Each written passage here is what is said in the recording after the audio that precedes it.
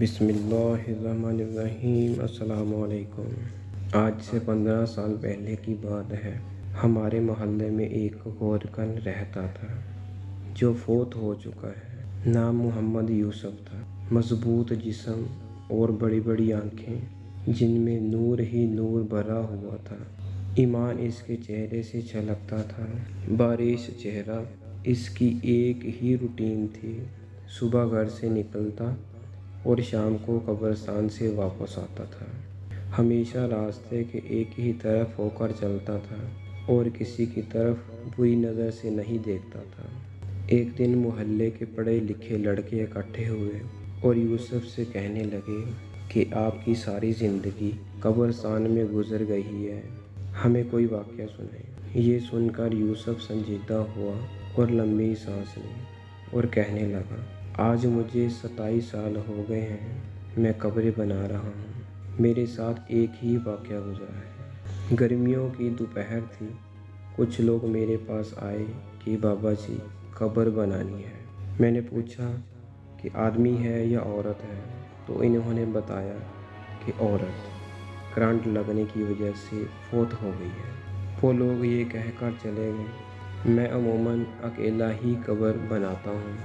میں نے سخت گرمی میں قبر بنانا شروع کر دی۔ دوپہر 2-2:30 بجے تک قبر مکمل ہو گئی۔ قبر کو فائنل ٹچ دینے کے لیے میں نے قبر کے اندر کھدال ماری تو مجھے ایسے آواز آئی جیسے کوئی شیشے کی چیز ٹوٹ گئی ہے، اور بس پھر خوشبو ہی خوشبو پھیل گئی اور قبر ٹھنڈی ہو گئی۔ میں قبر میں ہی لیٹ گیا۔ باہر سخت گرمی تھی، اندر قبر ٹھنڈک اور خوشبو سے بھری ہوئی تھی۔ اس سے میری روح تک خوش ہو گئی۔ میں حیرانی اور دہشت سے خاموش رہا۔ مغرب کے بعد جنازہ آ گیا۔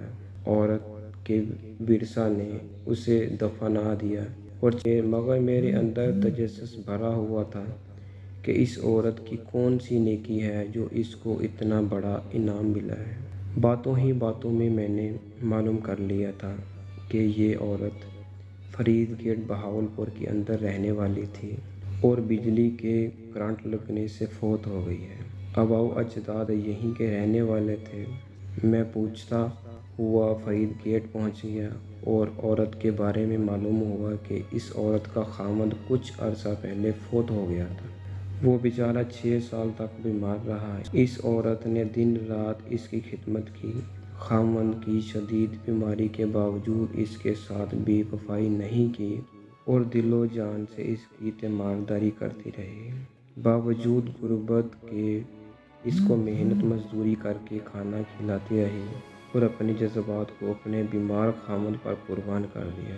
جو لوگ اللہ تعالیٰ کی رضا کی خاطر بے لوث انسانیت خدمت کرتے ہیں اور اپنی راتیں بھی اللہ کی راہ میں جاگتے ہیں، انہی لوگوں کے بارے میں اللہ تعالیٰ نے فرمایا ہے کہ میں ایسے انعامات دوں گا کہ جس کو کسی آنکھ نے دیکھا، کسی نے تصور بھی نہیں کیا۔